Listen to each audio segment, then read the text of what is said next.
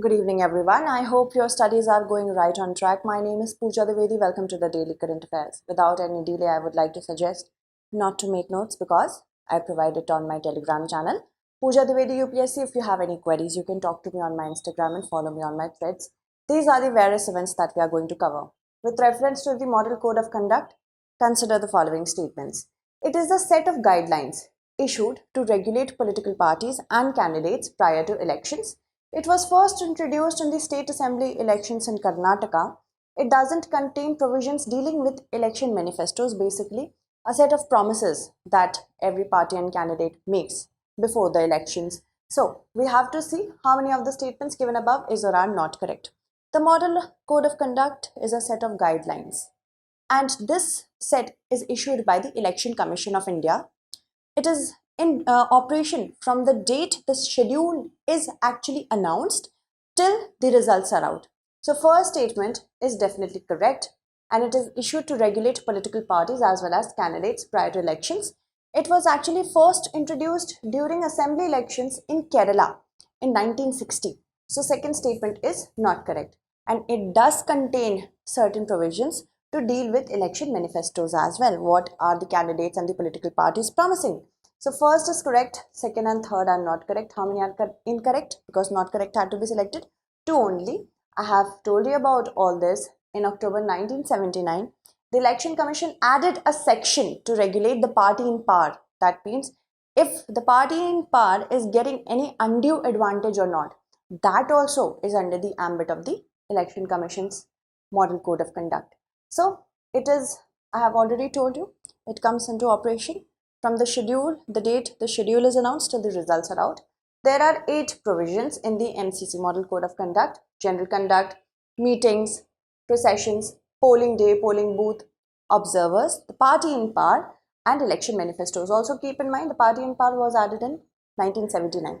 Alright, moving on. Consider the following statements. The Subansiri River hydroelectric project is an under construction gravity dam. It is a run-of-the-river scheme on river Subansiri. The Subansiri, which has its origin in Tibet, is an antecedent river. So we have to see how many of the statements given above is or are correct. What is a gravity dam? The gravity dam is a dam that by using its own weight, it can resist the thrust of water. And if it gets completed, it will be the largest gravity dam in India. So first is definitely correct. It is still under construction. It faces a lot of challenge. It started in the year 2005. 2005 the construction began, and it is a run of the river scheme on river Subansiri. River Subansiri actually means the gold river. It originates in the Tibetan plateau and it is an antecedent river. Antecedent rivers are those rivers that started before, that were present before the upliftment of the Himalayas. So first is correct, third is also correct, and it is a run of the river scheme. That means the water is channelized in such a manner that the running of the water is enough to turn the turbines, and this kind of dam doesn't really need any sort of storage or very little storage. So first is correct, second is correct, and third. This is from NCERT only. Okay, first is correct, second is correct, third is correct. All three will be correct over here. It is at the border of Arunachal Pradesh and Assam, and recently it has faced a challenge.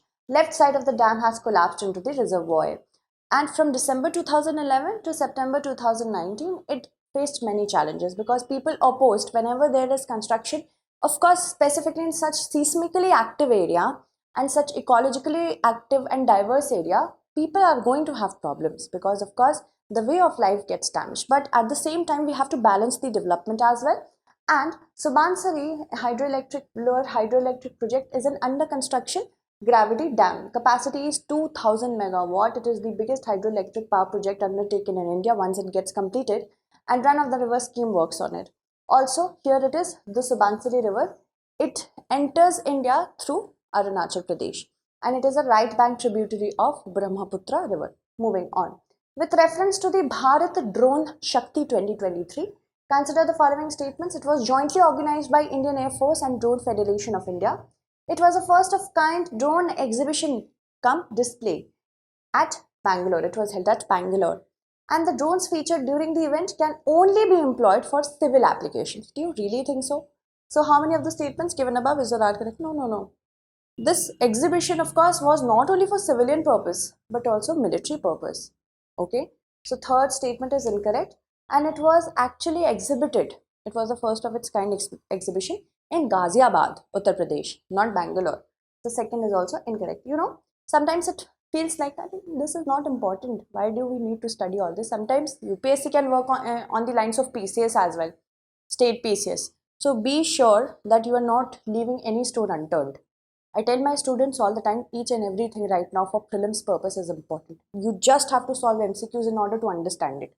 Alright? And it was jointly organized by the Indian Air Force Drone Federation of India. First is correct. Second and third are not correct. One only will be the correct answer. And the drones on display can be used for a variety of purposes. Can be for military and civil as well. The formal induction of the first C295 megawatt transport, I have also asked a question on this. I hope you remember. Into the AIF also happened during the inauguration in the Bharat Drone Shakti 2023. With reference to the Archaeological Survey of India, consider the following statements. The prime concern of the ASI is maintenance of ancient monuments and archaeological sites and remains of national importance. It doesn't regulate Antiquities Art Treasure Act, Antiquities and Art Treasure Act. Alexander Cunningham was appointed as the first Director General of the ASI. How many of the statements given above is or are correct? The ASI was established in the year 1861. By 1851, it was necessary for the colonial masters to understand the archaeology of India. James Prinsep, when he started working on the antiquities and archaeological excavations, he found out that this country is really diverse. We have to do something about it. We have to have a department which can handle this. So that is why by 1851, it was understood that we have to get an archaeological survey of India. And that happened. And Alexander Cunningham, the protege of James Prinsep, he was appointed as the first Director General of ASI. Third is definitely correct. The prime concern is to maintain the ancient monuments and archaeological sites and remains of national importance. Under the Ministry of Culture it works, okay? Ministry of Culture, remember. And it also regulates the Antiquities and Art Treasure Act. So do not think that second is correct. Second is incorrect because it does regulate this act. First is correct and third is correct. First and third are correct. Second is not correct. Two only will be the correct answer. Moving on, as I told you that Antiquities and Art Treasure Act of 1872 is taken care of by it. And Ancient Monuments and Archaeological Sites and Remains Act of 1958 is the prime one. It actually governs all the archaeological remains sites according to these two acts. Also, it maintains the primary concern is to maintain the ancient monuments and heritages of national importance. It was established in 1861. Here is Alexander Cunningham's picture so that you can remember well. Moving on.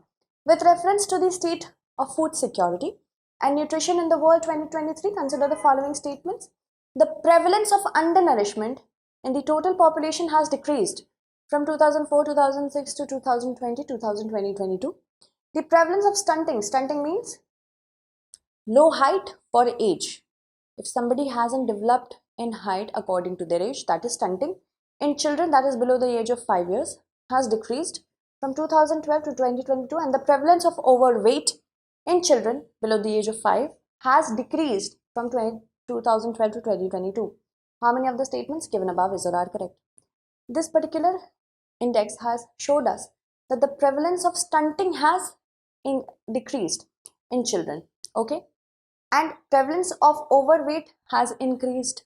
So second is what it is saying, decreased, yes, correct, and decreased, no, incorrect. And prevalence of undernourishment has actually decreased. So first and second are correct, third is not correct, two only will be the correct answer. Let's see the correct answer over here. Also, the state food, this particular index is actually jointly developed or published by UN agencies, IFAD, UNICEF, WFP and WHO. You know, question can be asked, beg your pardon, questions can be asked with respect to who publishes it. So remember this, okay? Global progress towards the target of ending hunger, that is Sustainable Development Goal 2.1, and all forms of malnutrition, target SDG 2.2, is taken care of by it. Also, it sees the number of people who are able to afford a healthy diet. The prevalence of undernourishment has decreased.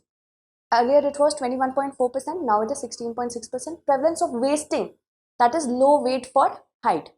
Prevalence of wasting in children is this much. Prevalence of stunting has decreased, prevalence of overweight has increased. Now, tell me the answer of this question in the comment segment. Which of the following is a constitutional body? CIC, NHRC, CBI, or Election Commission? Let me take the names of those students who have answered my previous question correctly.